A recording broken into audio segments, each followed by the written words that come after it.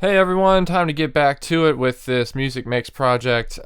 Taking a little bit of a mental break from this tune, so I feel refreshed and like I've got some objectivity back. If this is the first time that you're coming back to the song after taking a little break, you might notice a couple of little tweaks that you want to make based on some of the stuff we had been doing before.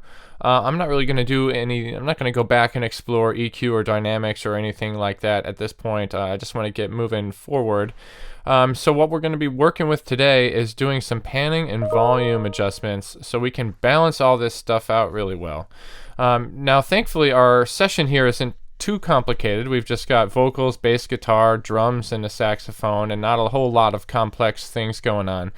So really, when I think about volume, what I want to do is really think about things in terms of a volume balancing instruments within a group of similar instruments. So just like I've got groups here for bass and guitar is in a guitar group, and then drums are in a group together.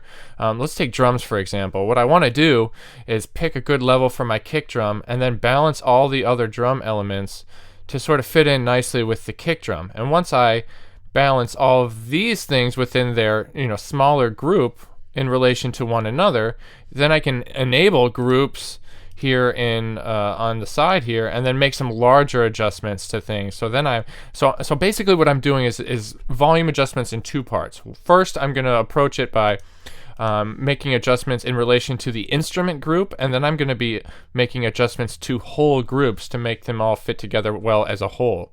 And during that process, I'm probably going to make some adjustments to panning. And when it comes to panning, you really have to think of audience or performer perspective. Do I want to pan this as if I'm listening as a performer? Most of the time people mix as if they're doing things from the audience perspective. So you're pretending like you're looking at the stage, and then you're going to want to pan things, place them left to right in the stereo field as if you were actually there listening to these sorts of things. So what I'm going to do is first of all, you'll notice that I chose the no master group, so I can make adjustments to everything all at once without affecting the master track. And I'm just going to pull things down about like between -10 and -5 decibels, just so that I'm not peaking on my master to begin with.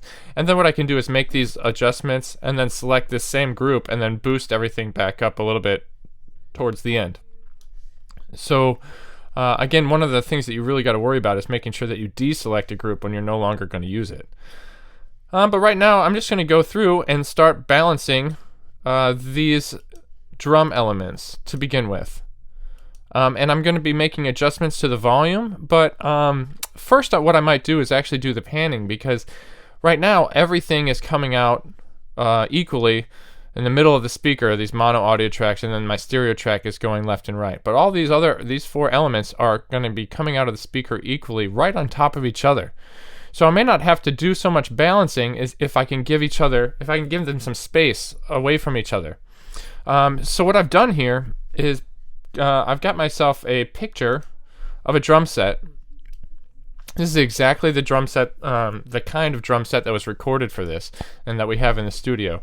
So you've got the three cymbals, hi-hat, crash, and ride, and then you've got a kick drum, snare drum, two toms up here, and a floor tom down there. So I want to pan things accordingly to this. And I also want to think, well, how far of a spread do I really want to go with this? So let's say we've got 100 left and right is the maximum that we can go left and right, 100. And an easy way to get things back to 0 if I move something like this tom pan and I don't like it is to option click on that and it goes right back to 0. So I want to give, maybe later on, I want to give the guitar and the saxophone an opportunity to be panned far left and right. So I'm going to dial in my overheads to like 85, and that'll be like the widest that I want my drums to go. So then I'm going to keep referring to my picture here. If I can bring that back up. See if I can open the recent. Okay, so then I've got the snare drum and the tom somewhere inside, the floor tom somewhere inside of there.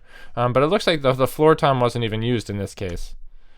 So I'm going to start listening and making some adjustments to that.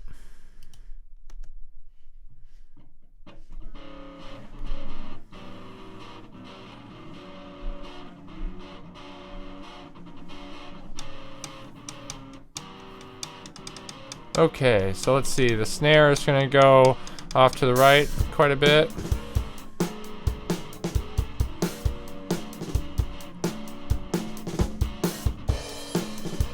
Let's put it like 60.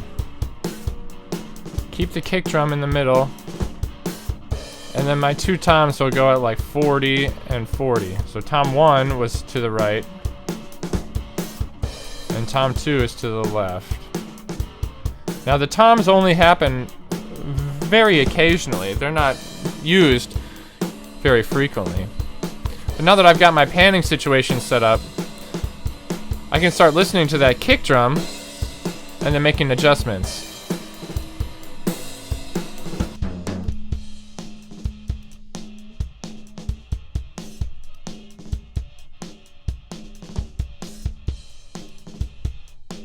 Okay, adding in the toms.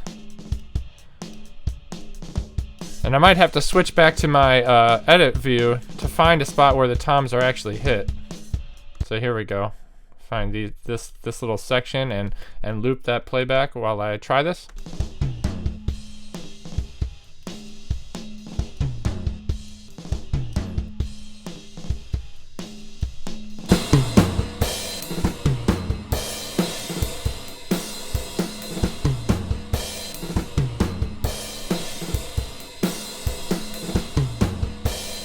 Alright, that sounded pretty cool. So you see what happened when I took the overheads in and out. I'm going to deselect this selection and just listen to it moving forward. Watch what happens when I don't have overheads and then all of a sudden I put them back in. And I just kind of want these to be symmetrical.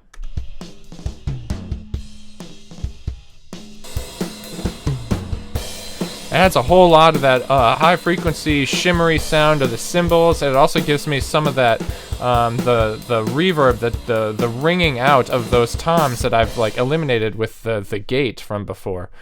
So I think that I've got the drums in a good place in relation to each other. Now what I want to do is go ahead and focus on the guitar and bass. So I'm going to hit enter or return and bring my cursor back to the beginning of the song and just let it run and start listening to this.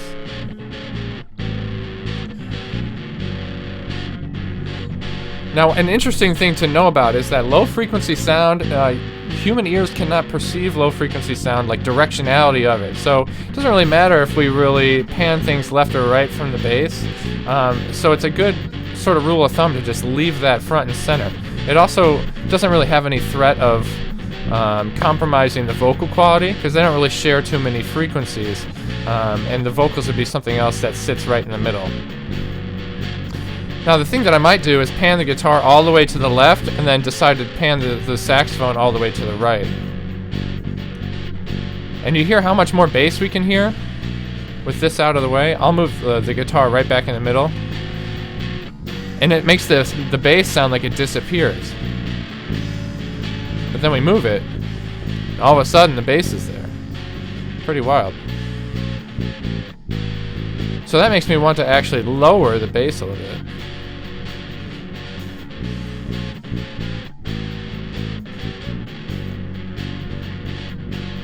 Okay. So there's a good mix, and let's see what happens when we put the drums back together.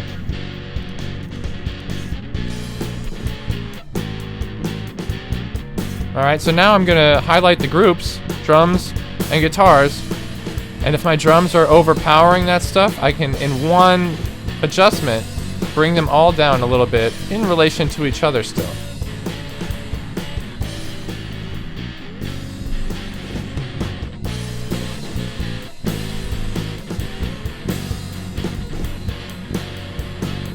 Alright, very cool. Now I'm going to add the saxophone into this mix and pan it hard to the right.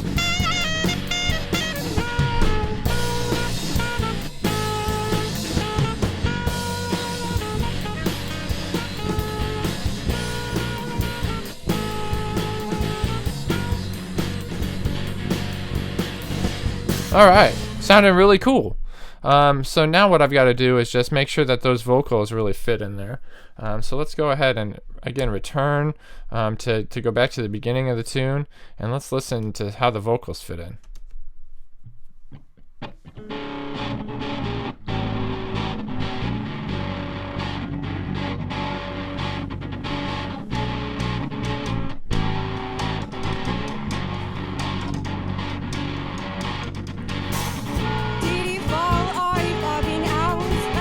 Definitely got to boost that. Postman forget me today.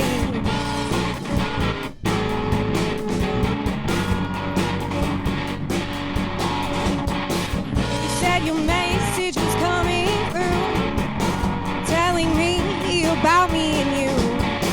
You said your message was coming through, but where is it? So really, I want to make sure that, I mean, what is the most important thing in this song? And I would argue that the message coming from the vocals, that lyrical content, right? It's not there because on accident or just to fill up space. It's there to get a point across. So we want to make sure that we hear that.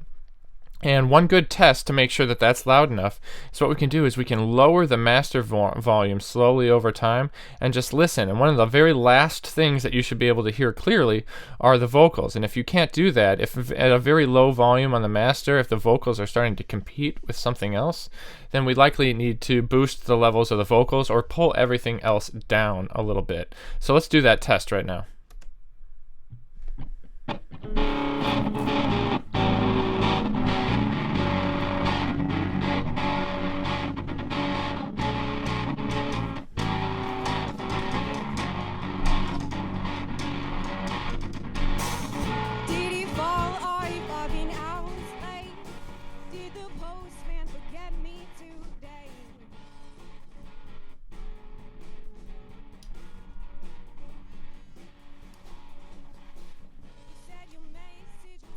So I think I can hear the vocals pretty well still down low like that. So I'm happy with the way that mix is turning out.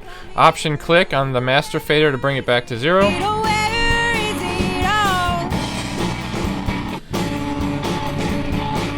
Alright, so now looking at my master, I can probably pick everything but my master and then bump everything up. And there's no boxes in my door. I don't want to be clipping or anything, so I'm just giving it an overall boost there. And I think, you know, that makes a pretty significant change. If you were to listen to the before and after, you know, just the sheer fact that we're panning things and giving space to all these other elements is really going to help us out. Go ahead and take some time, do things in a similar fashion. Think about perspective, audience perspective, but also remember that there's no necessarily right or wrong answer to this. There's some there's some general guidelines based on genre that you might follow or something like that, but really, as long as you can explain what your intentions are, as long as you're doing things for a reason and on purpose, and you know, and you're sort of expecting what the result is going to be and doing that on purpose, then nobody can really tell you that you shouldn't pan the bass hard left, as long as that's the thing that you were going for. So really, it's just informed decision making that I think separates a good mixer from a bad mixer. We've got a couple more things happening, so look for more videos this week. But this is a good place to be at working on this volume and panning mixing for now. See you next time.